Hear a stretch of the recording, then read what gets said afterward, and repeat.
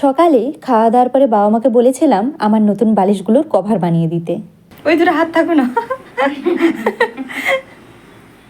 দুটো বালিশের কভার বানিয়েছে, একটা বানিয়েছে ওর শার্ট দিয়ে আর একটা বানিয়েছে আমার নাইটি দিয়ে, যেই নাইটি আমি পরে থাকতাম সেই নাইটি দিয়ে। নাইটিটা একটু নষ্ট হয়ে গেছিল।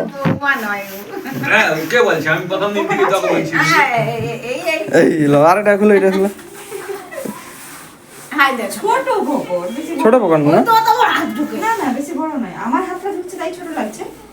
দুপুরে খাওয়া দাওয়ার পরে ও বন্ধুদের সাথে দোকানে গিয়েছিল আর ও এই শীতের পোশাকটা নিয়েছে। আমি পরেছি আর বাবা বলছে ঠিক করে পরা হয়নি, তাই আমাকে একটু ঠিক করে দিয়েছিল, এই জন্যই এত কথা হচ্ছিল। দোকান থেকে আসার পথে মল থেকে নিয়ে এসেছিল শনপাপড়ি আর চকলেট, সেগুলো এখন আমাদেরকে দিল। আর কি হলো দেখো।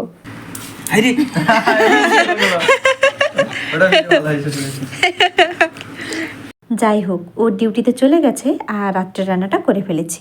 বাই।